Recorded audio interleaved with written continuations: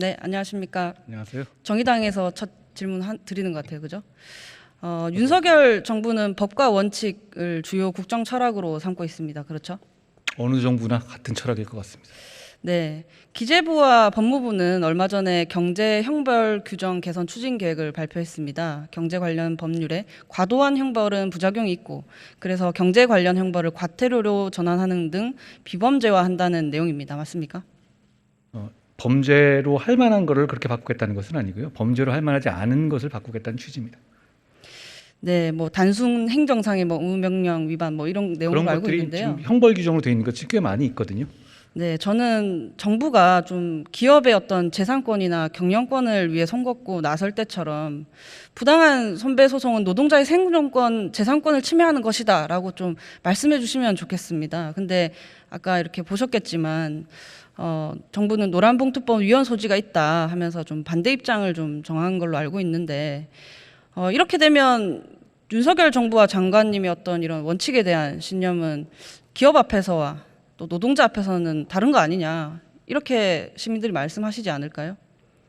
사회적 신분에 따라 뭔가 달리 적용된다. 제가 22여 년간 재벌 수사만 계속 해왔고요. 절대로 보셨을 것 같이 누구 편든 적 없을 거라고 저는 적어도 단언합니다. 다만 그 법에 대해서는 이 법의 원리적으로 조금 생각해 보실 필요는 있을 것 같습니다. 그게 특정한 사람들과 단체에 있어서는 민사상 불법행위를 하더라도 사인 간의 민사상 책임을 면제해 준다는 게 핵심 아닙니까? 근데 그렇게 했을 경우에 우리 헌법상의 평등권이라든가 이런 문제가 있을 수 있고요. 그리고 이 법 자체도 저도 굉장히 관심 있고 그 부분에 대해서 마음 아프게 생각하는 건 분명합니다. 그건 알아주시고요. 그런데 이 법에 대해서도 지난 정부가 출범하기 전에 이거 하겠다라고 문재인 대통령께서 약속하셨습니다. 그렇지만 출범해놓고 5년 동안 실제로 진행되지 않았죠. 저는 그 부분이 생각 없이 허언을 했다고 생각하지는 않고요. 막상 하려고 보면 이게 헌법상의 충돌 문제가 있습니다. 저는 그 목적을 달성하려는 데서 지금 이런 방식은 결과적으로 헌법상 충돌 문제 때문에 아까 말씀하신 것처럼 쟁의의 범위를 넓히는 거 그것도 근데 아까 의원님 말씀하신 것처럼 목적 자체가 이렇게 손배사라든가 가압류 피하기 위한 목적이기 때문에 우회하는 성격이거든요. 이것이 저는 우리나라 헌법상 지금 충돌되는 지점이 있기 때문에 추진하시더라도 조금 더 정교해야 되지 않나 생각이 듭니다. 다만 이제 말씀하신 것처럼 이게 실제로 자기들의 행한 행동보다도 다만 이제 대법원에서 아까 말씀하신 것 대부분 그렇게 인정은 안 됩니다만 그런 압박을 주는 행동이라든가 이런 문제가 상당히 개인에게 큰 고통이 된다는 점에서는 저도 공감합니다. 네, 언제나 내용을 갖고 이야기하시려는 점 제가 잘 알고 있고요. 그 이전 정부라고 말씀하신 부분이 살짝 걸리는 게 있어서 말씀드리자면 저는 정의당 의원이기 때문에 제 말씀은 의원님의 일관성을 뭐라고 하신 것이 아니고 그만큼 지난 정부의 180석으로 뭐든지 할 수 있었지만 못한 이유가 하기 싫어서가 아니라 하다 보면 이 부분이 제가 말씀드린 헌법적 문제가 그렇게 만만치 않은 거라는 말씀을 제가 드린 겁니다. 네, 알겠습니다. 지금 시간이 많지 않아서 좀 다른 얘기를 해봐야 될 것 같은데요. 예. 지난 15일에 신당역 다녀오셨죠? 예, 그렇습니다. 네, 어떤 마음이셨을까요? 저는 피해자 입장에서는 검찰이든 법원이든 국회든 경찰이든 다 똑같은 대한민국이고요. 피해자를 지켜주지 못한 책임이 분명히 있다고 생각합니다. 지금 이 공간에서 피해자가 가장 가까운 연령대의 여성으로서 또 안 믿으실 수도 있겠지만 조금 고마운 마음이 들기도 했습니다. 아무튼 네, 법무부 장관이 추모 공간을 찾아왔고 또 그게 보도까지 된 마당이라면 국민들께서는 어떤 기대를 하게 될 텐데요. 스토킹 범죄 근절에 대한 법무부 장관의 의지로 보면 되겠습니까? 저는 이 범죄에 대해서 이 일이 있기 이전에도 스토킹 범죄에 대해서 초범부터 전자발찌를 채울 수 있도록 법안을 준비하고 있는 상황이고요. 저는 이런 비극적인 일이 있었을 때 단순하게 공직자가 할 일은 애통해야 할 문제가 아니라 뭔가 이 기화로 뭔가 달라지는 것을 보여줘야 한다고 생각합니다. 저희가 그래서 스토킹 처벌법에 대해서 조금 보완할 부분에 대해서 좀 굉장히 전향적인 방식, 아까 제가 일부 보도됐지만 온라인상의 비대면 스토킹 처벌을 하는 규정, 그리고 위원님께서도 관심 갖고 계시는 피해자가 직접 법원에다가 신청할 수 있는 규정 등 저희가 지금까지 상당 부분 유보적이었던 부분에 대해서 전향적인 입법을 저희 스스로 준비하고 있습니다. 단기간 내에 이 사안에 대해서 국민들의 관심이 식지 않는 그 기간 내에 제가 답을 드리고 설명드리려고 합니다. 저희가 이 부분에 대해서 저희가 선의인 것이 저희가 이 뜨거운 시점을 그냥 벗어나려는 생각이 아니라 이 뜨거운 시점에 그래도 저희가 국민들의 어떤 관심 등을 충분히 어떻게 보면 거기에 부합하는 행정을 하려고 노력하고 있다는 점을 말씀드립니다. 네, 준비 중이신 거 많이 말씀해 주셨는데요. 국민들이 특히 이제 동종 피해 경험 있는 여성분들이 뭐 충분히 안심할 수 있도록 뭐 더 설명해 주실 내용이 있으신가요? 이 스토킹 범죄 자체는 꼭 남녀를 가리는 문제는 아닙니다만 대부분의 강력 범죄가 사실 완력이 약한 여성들이 피해가 되는 점이 많이 있습니다. 그러니까 그 점을 고려한 정부 정책이 되어야 하는 것이고요. 결국은 다만 이제 제가 말씀드리고 싶은 것은 사회 관념 자체가 지금부터 정확하게 1년 전까지만 하더라도 스토킹은 죄가 아니었습니다. 그렇지만 이제 그게 많은 사람들의 관심으로 이제 죄가 된 것이죠. 그렇기 때문에 지금 이 법에서 국민들이 보시기에 어떤 루프홀 같은 거 꽤 많이 있어 보입니다. 저도 보이거든요. 그 부분에 대해서 이게 변명할 것이 아니라 신속하게 보완책을 찾으려는 노력이 중요한 것 같고요.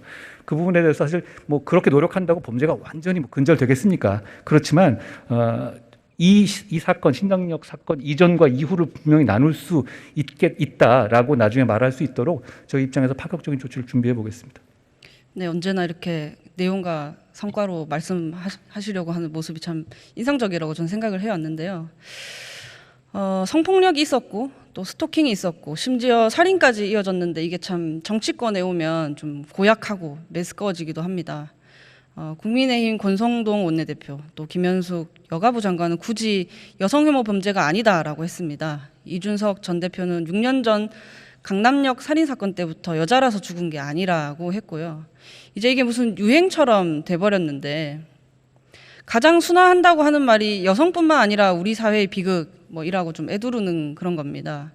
정치인들은 근데 그냥 말하지 않거든요. 누구 듣기 좋으라고 하는 말들일 텐데 피해자들이 그러면 이런 말들을 듣고 이 사람이 내 삶의 문제를 해결해 주겠구나라고 할까요? 그게 누구든 간에 여성들은 그리고 또 국민들은 저들이 나의 삶은 지켜주지 않겠구나라고 생각하게 될 건 분명합니다. 장관님은 어떻게 말씀을 하시겠습니까? 이 범죄 성격에 대해서 말씀드리면 제 개인적인 생각입니다. 저는 이런 사안을 두고 데이트 폭력이다, 좋아서 그런 거다, 피해 호소인이다 이런 말 같지도 않은 소리를 하는 게 아니라면 여러 가지 하나의 범죄를 놓고 여러 가지 분석을 할 수 있다고 생각합니다. 저는 근데 이 사안에 대해서는 이게 본질적으로는 극악한 스토킹 범죄이다, 보복 범죄라고 생각하고요. 그리고 거기에 대해서 국가가 책임을 느껴야 한다고 생각합니다. 이게 단지 여성 범죄냐 아니냐 그게 뭐가 그러니까 중요한 포인트로 분석할 수 있을지 모르겠지만 정부 입장에서는 이런 피해를 예방하는 것이 중요하고 거기에 대해서 피해를 어떻게든 간에 막고 그리고 피해가 기왕 발생했다면 그 피해자를 보호하는 이 체제를 갖추는 게 중요하다고 생각합니다. 아까 말씀드린 것처럼 이게 여성 범죄가 아니다. 이게 보복 범죄고 스토킹 범죄긴 하지만 이런 류의 범죄가 여성에게 더 아주 많이 일어나는 것은 분명한 사실이고요.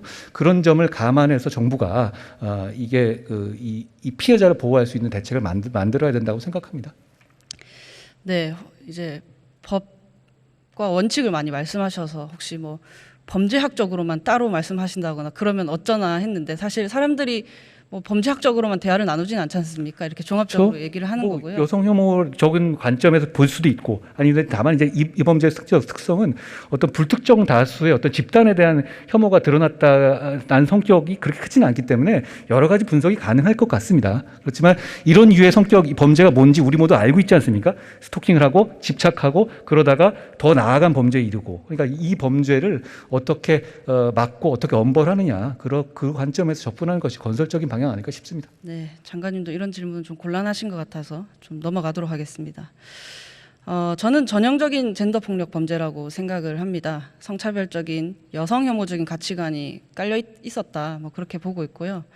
일하실 때 이런 시각들을 충분히 반영해 주시기 바랍니다. 그러니까 여성들이 이런 식의 범죄에 대해서 느낄 만한 불안에 대해서 저희가 충분히 100% 이해한다고 말할 수는 없겠지만 그걸 굉장히 중요시하면서 범죄 정책을 세워야 한다고 생각합니다. 네, 들어가셔도 좋습니다.